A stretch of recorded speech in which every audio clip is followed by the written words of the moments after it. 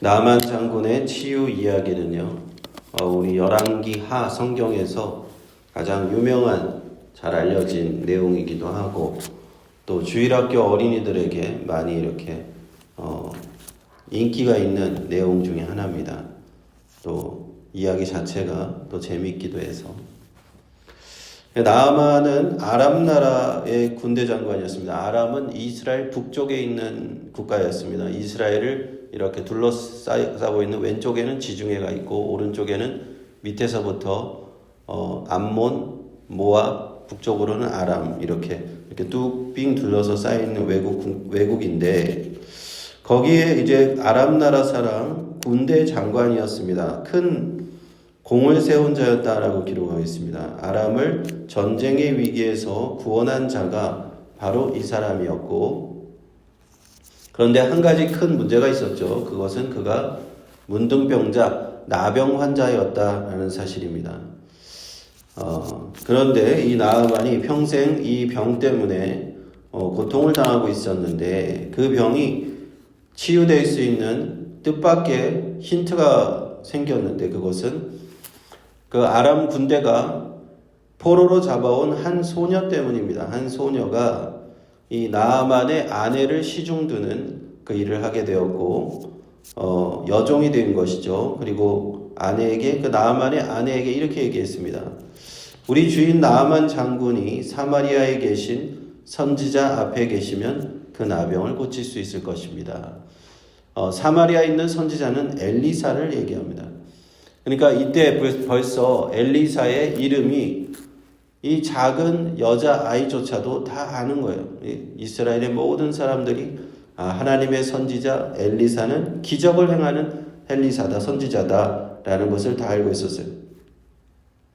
이 소녀는 포로로 잡혀갔죠. 그러나 포로로 잡혀와서 삶이 힘든 삶이겠죠. 포로의 삶이 노예로서 시종으로서의 삶이 힘들겠지만 거기서 절망하지 않고 오히려 자기가 도와주는 입장이 돼요. 참 아이러니하지 않습니까? 여종이 자기 여주인에게 또 집주인을 도우려고 한다는.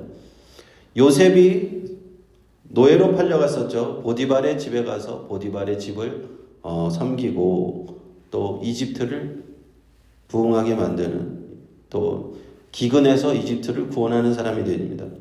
다니엘이 포로로 잡혀갔습니다. 그런데 바벨론 땅에 포로로 잡혀갔을 때 그 이방 땅에서 하나님의 이름을 높입니다. 이렇게 하나님의 사람들이 포로로 잡혀갔을 때 이방 땅에서 하나님을 진심으로 섬기고 높였듯이 이 소녀 또한 또 그러한 모습으로 보이는 것 같아요. 그래서 이 소녀로부터 사마리아에 있는 선지자 이야기를 들은 나아만은 이 나병 고치기를 원합니다. 그래서 아람 왕에게 부탁해서 제가 좀 여행을 다녀오겠습니다. 이스라엘 땅까지 가서 여행을 다녀오겠습니다. 라고 하자 아람 왕은 제가 편지를 써주겠다. 내가 편지를 쓸 테니 들고 가라. 라고 하면서 이제 나아만 장군은 큰 선물을 가지고 그 여행을 떠납니다. 은 10달란트, 금 6,000개, 의복 10벌. 이 당시의 그 화폐 가치로 따져도 엄청난 금액에 엄청난 가치를 지닌 선물. 지금으로 따져도 우리 금 6,000개가 얼마나 큰 돈이겠습니까? 이것을 가지고 나아만 장군은 내가 내 재산의 대부분을 다 드리더라도 나는 이 병 고침을 간절히 원한다 라는 마음으로 편지를 가지고 이스라엘 왕을 찾아갑니다. 그러나 이스라엘 왕은 그 편지를 받고 자기 옷을 찢는 충격을 받아요. 내가 하나님이건데 내가 어떻게 하나님이라 이 사람의 문둥병을 낫게 할 수 있느냐라고 하면서 이것은 아람 왕이 또 시비를 걸어서 우리나라를 침략하려는 것이 아니냐 이렇게 의심을 합니다. 이때 이것을 전해들은 엘리사가 하는 말이, 왕이 옷을 찢었다 하는 얘기를 들은 엘리사가 이렇게 얘기합니다. 8절에 그 사람을 내게로 오게 하소서, 저가 이스라엘 중에 선지자가 있는 줄을 알리이다 라고 합니다. 이 구절은요, 열왕기하 5장의 주제와 연관되어 있습니다. 이스라엘에 선지자가 있다. 이 말은 이스라엘에 하나님이 계시다라는 것과 동일한 말입니다. 그래서 나아만은 이 얘기를 듣고 말과 마차를 거느리고 부하들을 다 데리고 엘리사의 집 앞 문 앞에 딱 이르릅니다. 그 선지자에게 최대한의 예우를 차리고 그 선지자의 집 앞에서 기다리고 있어요. 그런데 예기치 않은 일이 발생합니다. 선지자 엘리사는 집 문 앞으로 나오질 않아요. 나아만 장군이 와서 기다리고 있는데 엘리사는 나와보질 않습니다. 얼굴도 내밀지 않아요. 그리고는 자신의 사환을 보내서 이 말을 전하게 해라. 말만 전합니다. 너는 가서 요단강에 몸을 7번 씻어라. 내 살이 회복되어 깨끗하리라. 나아만이 화를 내는 게 이해할 만하죠. 아니, 엘리사를 만나러 내가 그 먼 나라에서 아람에서 여기까지 왔는데 이렇게 많은 선물을 들고 엄청난 선물을 가지고 왔는데 얼굴도 내밀지 않으신, 나와서 나에게 인사를 해주고 내가 아픈 부분에 손을 흔들면서 이 병을 고칠까 기대했다. 그런데 엘리사는 내다보지도 않는다. 화가 나서 돌아가려고 할 때 요단강에 몸을 씻으라고 아람에 있는 다메섹에 있는 그 지금의 다마스커스죠. 그쪽에 있는 그 아름다운 강들이 깨끗한 물이 있는 강이 요단강보다 얼마나 더 깨끗한데 하면서 분노하면서 떠나려고 할 때 그의 신하들이 지혜로운 말을 합니다. 만약에 선지자가 더 큰 일을 하라고 해도 해야 하지 않겠습니까? 하물며 깨끗하게 씻으라고 하는데 한번 해보십시오. 이렇게 얘기를 한 것이죠. 그의 말대로 나아만 장군은 요단강에 7번 목욕을 하고 그의 피부병은 씻은 듯이 나아서 어린아이의 살결과 같이 깨끗이 회복됩니다. 그리고는 15절에 아주 중요한 말을 하는데요. 열왕기하 5장의 주제입니다. 나아만이 다시 엘리사 앞에 와서 이제는 나아만의 얼굴을 본 것 같아요. 그래서 엘리사 앞에 서서 이렇게 얘기합니다. 내가 이제 이스라엘 외에는 온 천하에 신이 없는 줄을 안다 라고 얘기합니다. 그는 아람에 살고 있었습니다. 이방에 살고 있었습니다. 이스라엘 백성이 아닙니다. 하나님이 없는, 여호와 하나님이 없는 자였는데 그가 평생 섬기고 있던 신은 이방신이었습니다. 우상이었습니다. 그런데 내가 평생 내 이 병을 고치려고, 나병을 고치려고 의사도 찾아다녀보고 이방신에게 가서 제물도 드려보고 온갖 것을 했지만 이것을 고치지 못하였는데 여호와 하나님께서 나를 고치셨구나. 그래서 그가 깨달은 것은 무엇이냐? 이 세상에 참 하나님은 이스라엘의 하나님, 여호와 하나님 한 분이라는 것을 깨달았다는 것. 이것이 바로 이방인이 하나님을 만나는 장면인 거예요. 하나님을 알지 못했던 사람이, 하나님을 몰랐던 이방인이, 우상을 숭배하던 사람이 하나님을 만났던 그런 모습인 겁니다.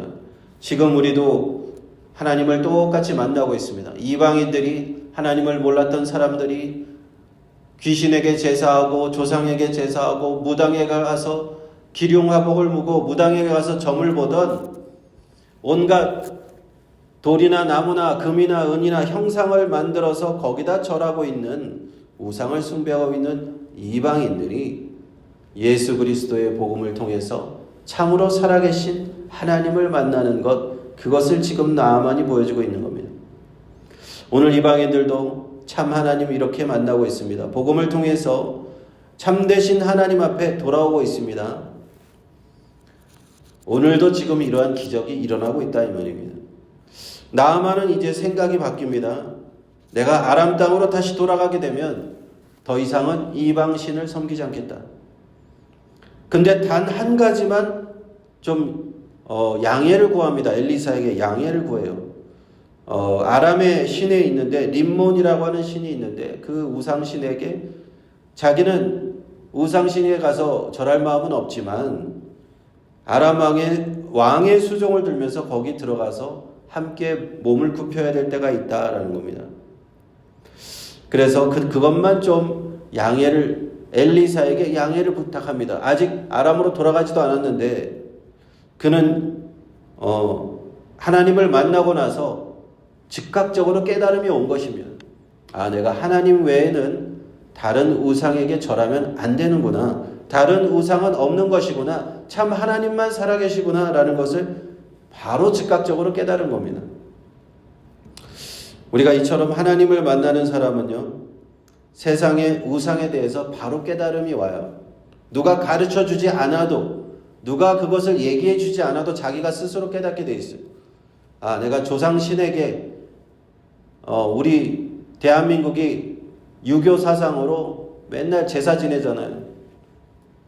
뭐 차례도 지내고 추석이고 설 명절이고 기일에 부모님, 할아버지, 할머니, 증조 할아버지, 할머니 기일에 제사 지낸단 말이에요.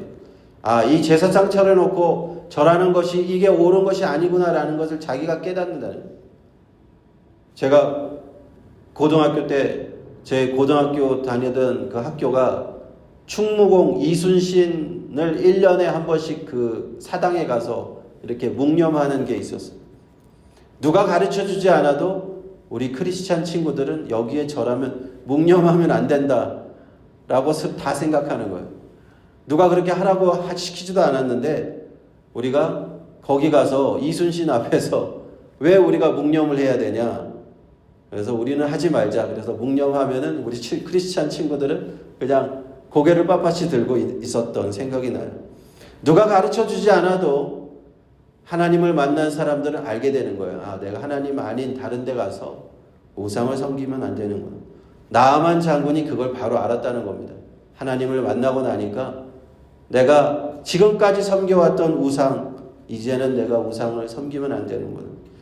그래서 선지자 엘리사에게 용서함을, 양해를 구했고, 이것은 어쩔 수 없는 것이, 근데 내가 우상은 아무것도 아니고 하나님이 아니라는 것을 내가 분명히 압니다 라고 얘기하니까 엘리사가 너는 평안히 가라 하면서 그를 보내줍니다.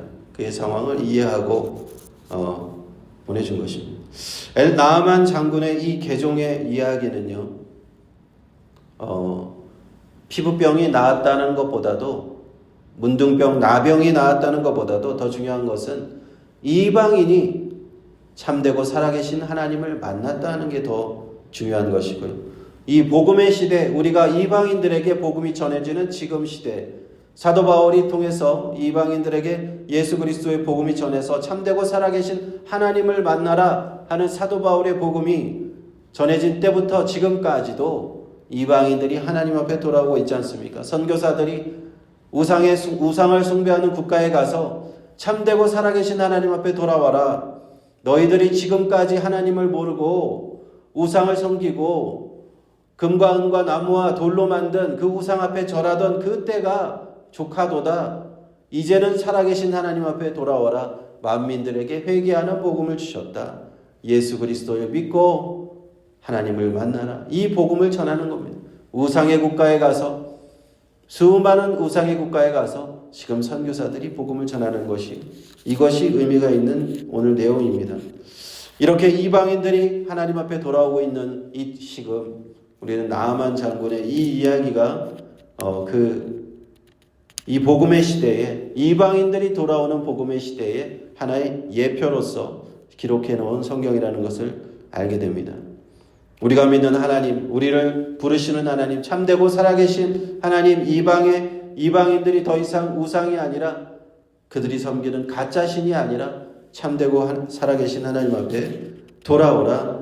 오늘 그 말씀의 주제인 줄로 믿습니다. 기도하겠습니다.